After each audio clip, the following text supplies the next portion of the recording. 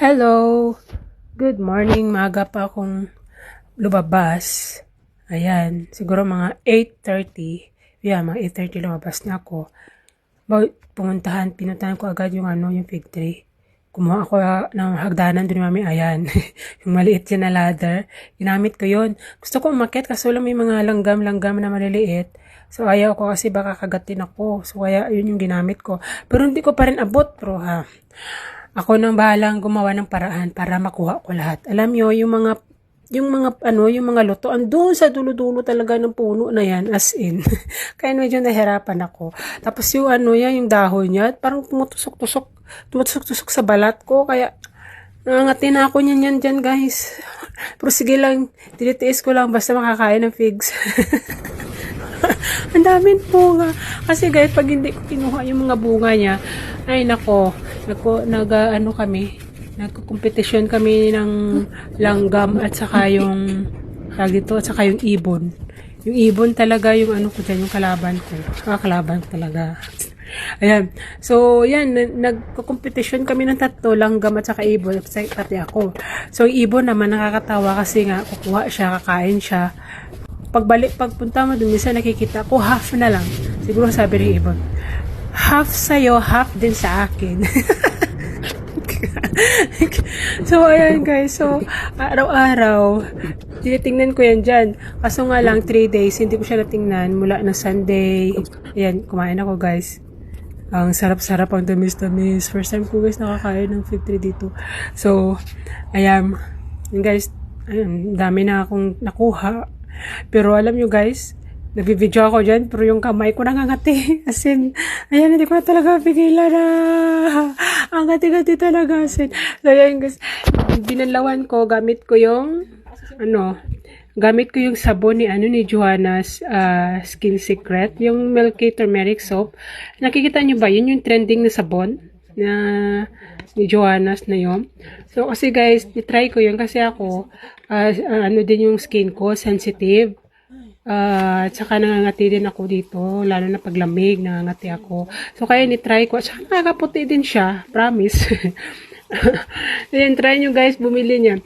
So, actually, pangalawa ko na ito nangangati kasi nung Monday, kumuha din ako ng fig tree. Marami din kinuha ko. Nangati din ako, parang ganyan din. Kaya, yung ginawa ko, nagbanlaw ako gamit yung sabon. Sabi ko, parang, effective to na lesson yung kate. Na lesson yung kate na paggamit ko ng sabon na pagbanlaw ko. Na beses talaga ako magbanlaw dyan kasi sobrang kate. So, ayan guys. Effective siya yung sabon na yon na trending. Effective siya sa akin. Kasi nagmo-moist siya sa skin ko. 2 months na ako nagamit niyan. Mga 1 month hindi ko siya makikita yung effect, yung ang epekto niya na sabon. Pero pag tuloy-tuloy mong gamit, makikita mo yung epekto niya. Ayan guys. Yasin talaga. So, medyo na-lesson na yung kate na yan. Diyan. At least, no? Parang nakakahinga na ako. At least may figs, di ba? Basta may pagkain lang. So, ayan. So, pagkatapos niyan, guys, ako agad, magbanyos ako ng parang oil na, tawag doon ng oil, ang oil namin is Clear Wonder Oil. May namumula na yan, hindi lang masyado makita guys. Yan. So, ayan, gumamit ako ng Clear Wonder Oil guys. Ito yung business ng parents ko. Ayan, yung ginamit ko na sabon, turmeric.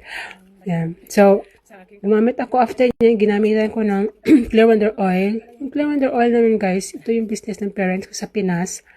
Pagdating ko dito, pinadalhan ako nila ng isang malaking lalagyan. Malaking lalagyan. Hindi na ako nagpalagay sa mga bote-bote. Ayan. Nagpalagay lang ako sa malaking lalagyan. Yun na nga, 2 years na yun na lang natira sa Clear Wonder Oil ko. Siya guys, maganda siya. Paggamit ko yan, nawala na yung kate. Saka effective din yung yung Clear Wonder Oil ng parents ko. nagtatanggal siya sa mga cramps sa paa, lalo na paglamig kasi yung mga daliri ng paa ko ba, na parang napilipit siya. So, kung lalagyan ko ng Clear Wonder Oil na yan, nawawala siya in seconds. So, kaya hindi pwede nawala akong ganyan na Clear Wonder Oil ng parents ko.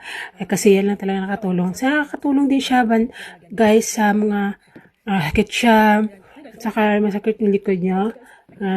Dito, parang pagod kayo. Yan. Pahid nyo yun.